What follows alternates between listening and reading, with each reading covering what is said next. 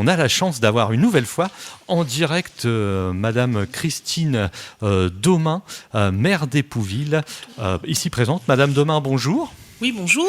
Et bonne année à vous, à votre famille et à toute la commune d'Épouvillaise. Eh bien, merci Cyril. Bonne année à toute l'équipe de la radio. Et puis, surtout, très belle année à nos Épouvillaises et Épouvillais, en ces temps toujours aussi tumultueux. Alors, c'est vrai que l'année dernière, on s'est dit, l'année prochaine, ça sera une bonne année. Voilà, on ne reparlera plus de masques, on ne parlera plus de tout ça. Et j'ai l'impression, alors que je ne dis pas que c'est pire, mais on est toujours un petit peu au même point. Mais écoutez, oui, les directives se sont même un petit peu renforcées là en ce début d'année, notamment pour les rassemblements. Les vœux des maires ont été annulés à juste titre. Les vœux qu'on pouvait faire aussi avec notre personnel ont été annulés. Donc cette année, on souhaitait, avec l'équipe municipale, pouvoir faire des vœux où on invite toute notre population autour d'un vin chaud et du jus de fruits. On avait prévu le gymnase Jacques Anquetil le 14 janvier, mais là, bien évidemment, les directives et la situation sanitaire font qu'on ne peut pas se rassembler. Donc malheureusement, on ne fera pas les vœux du maire cette année. Alors cette année, l'année 2021, on va parler de ce qui s'est passé, des projets qui ont sûrement avancé. Et voilà, alors est-ce que vous pouvez faire un bilan pour cette année 2021 à Épouville ? Alors globalement, 2021 a été l'année de l'initiation de certains projets. Je ne parle pas du courant où bien sûr entre l'entretien des voiries, l'entretien des bâtiments, les espaces verts. On a initié beaucoup de choses et commencé aussi certains projets. En termes de biodiversité, déjà mars 2021, nous avons acheté le bois du Roule. Donc la colline du Roule, qui est bien connue à Épouville, 4 hectares 5, que nous avons racheté à des particuliers et dont nous avons commencé, un entretien sérieux pour, d'une part, sécuriser les abords de la route et sécuriser les riverains. Et là, on continue cette phase d'entretien pour pouvoir permettre aux Épouvillais de s'y promener. Il va falloir tracer un chemin et pouvoir relier avec le parc des Saules, où là aussi on a commencé du nettoyage et on essaie de racheter quelques terres le long de la Lézarde pour permettre une continuité par rapport au bois et aux Épouvillais de s'y promener, aux écoles de pouvoir aussi y aller pour regarder la biodiversité, regarder la nature, la faune et la flore. Donc tout ceci est dans les tuyaux, si je puis dire. Donc sur la partie biodiversité, notre friche Everse, donc la friche, les 3 hectares au cœur d'Épouville, on a repris les discussions avec l'État, ce qui n'est pas une mince affaire, pour présenter un projet en fait qui intègre à la fois le reste de la dépollution qui avait été commencée sous l'ancienne mandature, mais aussi présenter un projet de cœur de village, de véritable cœur de village, au service de l'État pour être autorisé à construire, mais à construire de manière très raisonnable. C'est-à-dire dans le respect de notre cœur de village, on ne compte pas du tout, la municipalité ne compte pas du tout construire des immeubles trop hauts, mais pouvoir favoriser l'implantation de commerce, l'implantation de logements, des espaces verts, si toutefois bien sûr l'État, l'administration autorise ce projet à voir le jour, puisqu'il reste encore, tous les Épouvillais le savent, il reste encore de l'amiante en fait dans le terrain, et il y a encore une phase de dépollution à initier pour quelques millions d'euros, dont la commune bien évidemment, mais n'a pas les moyens, mais se fait aider pour ça par des systèmes de subvention. Et puis aussi, pour gros projets, je dirais l'extension de notre pôle médical. Donc le pôle médical actuel, qui est notre ancienne cantine rénovée en pôle médical. Le besoin des praticiens se fait sentir de s'étendre, et puis de nouveaux praticiens nous contactent pour venir s'installer à Épouville, ce qui est un bien pour notre population, bien sûr. Donc nous aimerions avoir aussi plus de médecins. On a aussi une orthophoniste qui voulait s'installer, mais on n'avait pas la place dans le pôle médical. Donc là, on a démarré un processus d'étude, d'extension du pôle médical. Et aussi, très important, notre poste Notre poste, à partir des jours à venir, va réduire ses temps d'ouverture. On a été contacté par le directeur régional de la Poste pour nous dire qu'en fait, la Poste allait passer quasiment à 12 heures semaine et ne plus ouvrir le samedi. Donc on a pris une décision au niveau du conseil municipal, à l'unanimité, de devenir agence postale. C'est-à-dire que la mairie va devenir agence postale. Les études sont en cours pour faire un appel d'offres architectes, en fait. Et on va étendre donc la mairie actuelle, puisqu'on n'a pas la place d'accueillir la Poste dans les locaux actuels, mais on avait à cœur au niveau de la municipalité de continuer un service public. Donc vraisemblablement, on ne pourra pas ouvrir toute la journée, mais au moins ouvrir sur un large mi-temps tous les jours, samedi compris. Donc au sein de la mairie, pour qu'il y ait une continuité de service auprès des usagers, des services postaux. Donc tout ceci dans le cadre d'un partenariat avec la Poste. Alors, à peu près combien d'habitants à Épouville ? Mais on est à 2841 au dernier recensement, mais on est en passe d'être un petit peu plus nombreux avec les nouvelles constructions, les nouveaux lotissements. Nouveau commerce, on a vu, les écoles se portent bien ? Oui, les écoles se portent bien. Les classes sont toutes remplies ? Oui, on n'a pas eu de suppression de classes, ce qui est plutôt bon signe. Alors au niveau, on va parler juste après du tramway, mais au niveau justement là en ce moment des réglementations, au niveau des salles de réception, il y a des restrictions, je crois, par rapport, il y a une loi qui est sortie pendant une certaine période. Alors effectivement, il y a des restrictions. On n'interdit pas l'État, je dirais, les pouvoirs publics n'interdisent pas aux gens de se réunir en salle municipale, mais avec des restrictions assez drastiques, puisque de mémoire, à moins que ça ait changé depuis, mais de ce que j'en savais du début de semaine, on ne peut pas aller au-delà de 2 heures du matin. Les personnes qui louent les salles et qui font une fête familiale ou autre n'ont pas le droit de danser. Il faut des repas assis. Donc tout ceci, bien sûr, vient un petit peu gâcher la fête, il faut dire les choses. Mais bon, ce sont les restrictions, je dirais, menées par l'État. Et les forces de police, quelles qu'elles soient, sont dans l'obligation de verbaliser si les gens ne respectent pas.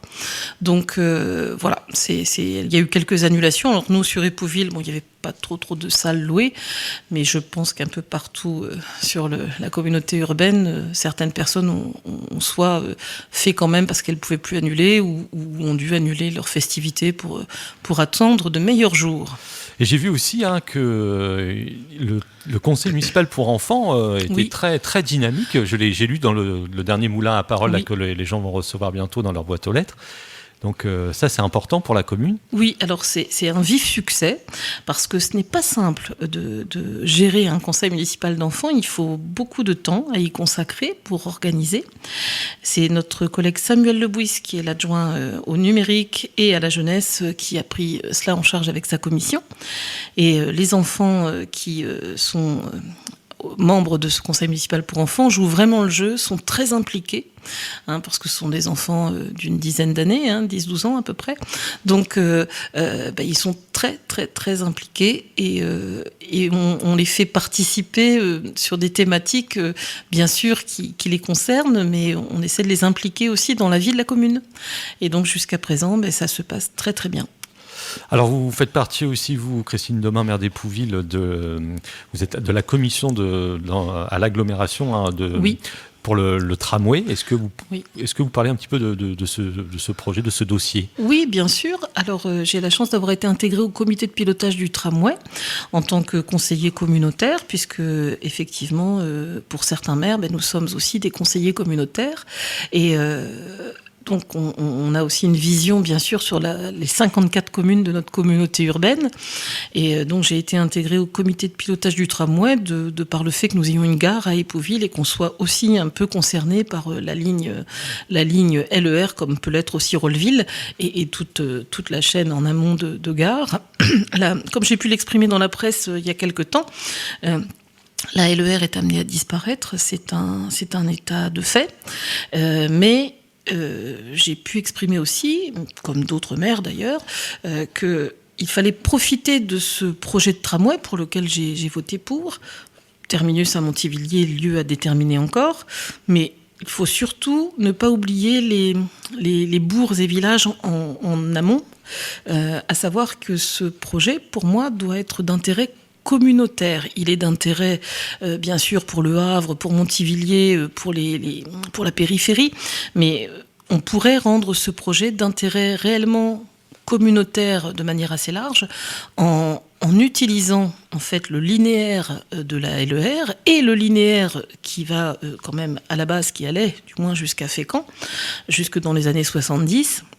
Mais pour parler de la communauté urbaine Le Havre-Seine Métropole, on pourrait tout à fait envisager d'aller au moins jusqu'à Cricto avec le linéaire actuel, qui n'est plus en très bon état après Rolleville, très franchement, parce qu'il y a des portions de voies qui ont même disparu. Mais l'idée, ce serait de développer, pourquoi pas, un projet de navette autonome qui utilise ce linéaire de rail et qui permettent en fait à cette portion de la communauté urbaine de pouvoir, pour les personnes travaillant sur Le Havre ou sur Montivilliers, de pouvoir aller travailler en navette jusqu'au terminus du tramway et ensuite repartir vers Le Havre en tramway, parce que sur Montivilliers, il y aura bien sûr un cadencement assez important. Donc tout ceci chemine, je dirais, dans les têtes un petit peu à la communauté urbaine. C'est-à-dire essayer de faire de ce projet de tramway pas qu'un projet Avro-Montivillon. Quand je dis ça, c'est pas du tout péjoratif, parce que si c'est déjà Avro-Montivillon, c'est déjà pas mal, mais il faudrait aller au-delà de mon point de vue. Ok, c'est-à-dire peut-être plus de lignes de bus aussi, pourquoi pas, que le matin, Alors actuellement, on est desservi par les bus, et toute la communauté urbaine maintenant est desservie par les bus, mais il est vrai que les bus c'est une chose, mais c'est quand même peut-être plus long quand même en termes de trajet que ce que pourrait être une navette qui vienne jusqu'au terminus de Montivilliers. Mais on est tout de même désengorgé par les bus, puisque sur Épauville, de mémoire, c'est la ligne 11 et la ligne 21, si je ne dis pas de bêtises. Je ne sais plus dans quel sens elles vont exactement, mais on est quand même desservi par les bus. Mais ce linéaire de rail, ça serait vraiment très dommage de n'en faire qu'une piste cyclable. Et c'est pas péjoratif ce que je dis, c'est qu'on envisage au niveau de la communauté urbaine de faire une voie verte, comme ça se fait un peu partout. Mais ce linéaire existant, pourquoi pas oser étudier ce qui se fait, qui est encore un peu confidentiel. Ce sont les navettes autonomes qui sont encore en France, je dirais, à l'essai. Je ne sais plus dans quelle ville il y a une navette autonome qui ne fonctionne pas très bien. Je ne veux pas dire de bêtises, je me demande si c'est pas vers la Bretagne, mais tout ceci s'étudie bien sûr, et il faut juste amorcer parfois les choses pour que les choses se concrétisent. Il faut surtout bien étudier, et ça voudrait dire aussi aller au-delà du budget qui a été imparti au projet de tramway, qui, je le rappelle quand même, est de 320 millions d'euros. Donc ce n'est pas une mince affaire, mais quitte à avoir ce projet pour qu'il ait vraiment cette influence communautaire, qu'il serve à l'intérêt général communautaire. Mais moi, j'aimerais, en tant que conseiller communautaire, qu'on puisse étudier le fait d'aller jusqu'à au moins Cricto-Lesneval avec, non pas le tramway, parce que là, ça serait très exponentiel, mais utiliser le linéaire, le rénover et pouvoir trouver un système qui, par navette, amène les gens aussi à pouvoir prendre le tramway à Montivilliers depuis plus loin dans la campagne, si je puis dire. Mais c'est vrai que ça paraît loin, mais c'est proche, 2027-2028, c'est ça ? C'est très proche. Oui, c'est vrai. Alors, Madame Demain, est-ce que vous voulez rajouter des choses, des projets, futurs projets ? On en a parlé, de toute façon. Écoutez, là, je vous ai parlé des grandes lignes, bien sûr, des grands projets, notre pôle médical, son extension, la friche Evers, où on est vraiment dans une grosse étude pour pouvoir faire enfin un centre-ville, si je puis dire, agréable, un centre-bourg agréable. Notre future agence postale. Donc, et là, on est dans le très concret, puisque la Poste, en fait, aide au financement de l'agence postale des travaux pour la mairie. Et puis, on touche aussi ça ne couvre pas tout, mais on touche aussi très précisément 1046 € par mois pour aider à contribuer au salaire de la personne que l'on emploiera, en fait, à la mairie. Donc ça, ce sont les gros projets. Biodiversité, l'aménagement, la continuité de l'aménagement du Bois du Roule, mais un aménagement très nature, et du parc des Saules. La commune essaye aussi, quand elle le peut, de regarder tout ce qui peut se vendre, je dirais, en termes de terre, de champs. Il en reste encore, heureusement, un petit peu à Épouville, pour pouvoir conserver justement ces lieux verts, si je puis dire, maintenir une ceinture verte à Épouville. Je souhaite vraiment, et tout notre conseil municipal le souhaite aussi, on a cette tendance verte dans le bon sens du terme, c'est-à-dire garder cet aspect entre guillemets campagne, parce qu'on est maintenant on n'est plus très ruraux quand même à Épouville, mais il faut absolument garder cette verdure, ces bois, ces arbres, tous ces endroits qui font que ça nous fait respirer aussi, hein. Et surtout ça rend une qualité de vie, hein, le fait de ne pas avoir tout bétonné. Moi, vous savez tous ce que je pense de la construction à outrance, mais notre plan local d'urbanisme et je dirais les différentes lois ont densifié l'urbanisme. Et ce que je souhaite surtout, c'est que tous les Épouvillais qui sont venus à Épouville pour sa qualité de vie, justement, son aspect campagne, on garde au maximum cet aspect campagne, parce que c'est ce qui fait la différence peut-être avec d'autres villages, quand on a beaucoup de verdure, quand il fait bon vivre, parce qu'on est un peu dans la nature. Ok. Est-ce que vous avez un dernier message Je laisse le dernier mot justement pour les habitants d'Épouville. Je ne vais pas vous dire l'année prochaine, vous inquiétez pas, on sera démasqué tout ça, parce que l'année dernière on s'était dit ça et puis ça n'avait pas marché. Alors écoutez, je ne sais pas si nous serons toujours masqués l'année prochaine. J'espère que les choses vont s'arranger. On peut espérer bien sûr que ça s'arrange, mais nous ne sommes pas devins. Je pense que dans le cas de la crise sanitaire qui nous occupe actuellement, il faut vivre un peu au jour le jour. Je pense que même au niveau gouvernemental, personne n'est vraiment capable de nous dire si ça va s'arrêter, si ça va continuer. En tout cas, il faut s'adapter parce qu'on n'a pas le choix. Donc, ce que je peux souhaiter en tout cas à tous les citoyens d'Épouville, c'est de continuer à bien vivre à Épouville. Sachez que votre municipalité fait le maximum pour conserver le cadre de vie, la qualité de vie. Et je souhaite à tous les Épouvillais, et les membres de mon conseil municipal se joignent à moi, pour souhaiter à toutes et tous une belle année 2022. Nous de même, de la part de toute l'équipe de RVL, qui fête son 40e anniversaire, et oui, cette année. Et on vous remercie, je vous le dis. Merci à vous, bon anniversaire RVL. D'avoir choisi comme couverture cette belle maison de la radio, et on en est fiers. Je sais qu'Épouville aussi en est fier. Merci Madame Domin, et Merci. puis à l'année prochaine alors. À bientôt. À bientôt.